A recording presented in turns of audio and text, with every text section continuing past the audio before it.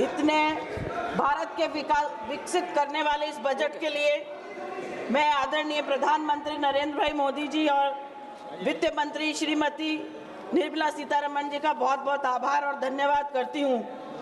ये बजट देश के गरीबों, युवाओं, किसान, महिलाओं के समस्त देशवासियों को समर्पित है और उनके सपनों को साकार करने वाला है। यह बजट 2047 तक विकसित भारत का जो सपना देखा है उसकी नींव रखने वाला है बजट है।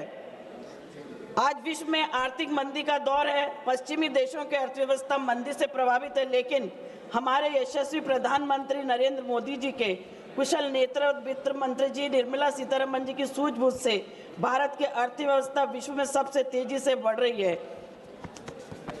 13 में विश्व की 10वीं सबसे बड़ी अर्थव्यवस्था थी, वही आज हमारे विश्व की 4थी सबसे बड़ी अर्थव्यवस्था है।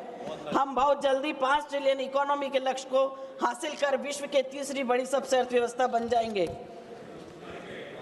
यह बजट उत्पादकता को बढ़ावा देने वाला है। आर्थिक विकास को गति देने के लिए बायोफार्मा, शक्ति, रेयर अर्थ कॉरिडोर, 3 समर्पित रसायन पार्क, इंडिया सेमीकंडक्टर मिशन 2.0 ऐलान किया गया है। इसके अलावा कंटेनर निर्माण योजना, टेक्सटाइल पार्कों की स्थापना, ये हमारे 2047 के विकसित भारत की ओर तेजी से दौड़ रही है। राष्ट्रीय फाइबर योजना, इलेक्ट्रॉनिक्स कंपोनेंट का विनिर्माण इस बजट में शामिल किया गया है।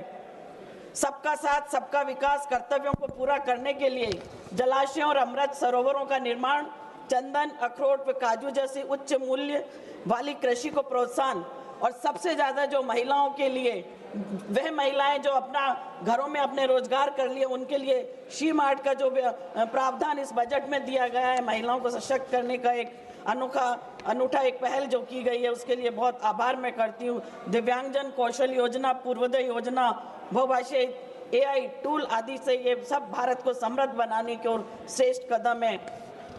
सी मार्ट अंतर्गत महिलाएं अपने कारोबार स्थापित करने में बड़ी मदद मिलेगी।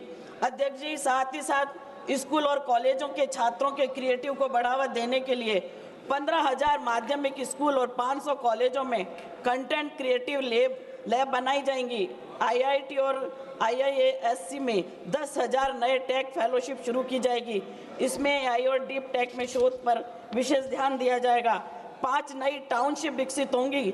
यहाँ पढ़ाई के साथ साथ कंपनियों में काम का अवसर देकर युवाओं को कारपोरेट मित्र बनाया जाएगा। ये सब बड़ा ही सराहनीय कदम है, युवाओं के भविष्य को उज्जवल बनाने के लिए कारगर सिद्ध होगा। अध्यक्ष महोदया, अंत में मैं ये कहना चाहूँगी कि अपने मेरे गृह राज्य राजस्थान के बारे में बोलना चाहती हूँ। मैं माननीय वित्त मंत्री जी का हृदय से आभार प्रकट करना चाहती हूँ। उन्होंने मेरे गृह राज्य राजस्थान का बजट बनाते समय ध्यान रखा और अपनी कृपा बरसाई। राजस्थान में 41 जिले हैं, प्रत्येक जिले में एक गर्ल्स हॉस्टल का निर्माण किया जाएगा। जलाशय और अमृत सरोवरों का विकास होगा। स्टार्टअप और महिला समूहों को बाजार से जोड़ने का रोडमैप बनेगा। राजस्थान का टेक्सटाइल सेक्टर अब वैल्यू एडिशन की राह पकड़ेगा। केंद्रीय करों की हिस्सेदारी से राजस्थान में 5,958 करोड़ रुपए से ज़्यादा मिलेगा। सिटी इकोनॉमी रीजन के तहत हर रीजन के लिए 5,000 करोड़ रुपए का प्रावधान किया गया है। इससे जयपुर जैसे 2 और 3 टियर शहरों के आर्थिक विकास, निवेश और रोजगार को बढ़ावा मिलेगा। मैं इन सभी योजनाओं के प्रावधान के लिए हमारे यशस्वी प्रधानमंत्री नरेंद्र मोदी जी का हृदय से धन्यवाद करती हूँ। अध्यक्ष महोदया, हमारे विपक्ष के नेतागण कहते हैं कि फला राज्य को बजट में कुछ नहीं दिया। मैं उनसे कहना चाहती हूँ कि आप ये कैसे भूल जाते हैं, बजट में जितनी घोषणाएं होती हैं वो सभी राज्यों के लिए होती हैं। केंद्र की तो अपनी कोई ट्रीटी नहीं है। अगर राज्य खुशहाल होंगे तो देश खुशहाल होगा, राज्य उन्नति करेंगे तो देश उन्नति करेगा। अध्यक्ष सभापति महोदया, इन्हीं शब्दों के साथ समय सीमा को ध्यान में रखते हुए पुरजोर मैं इस बजट का पुरजोर समर्थन करती हूँ। बोलने का मौका मिला, बहुत बहुत धन्यवाद, आभार। माननीय सदस्य श्री KC वेणुगोपाल जी।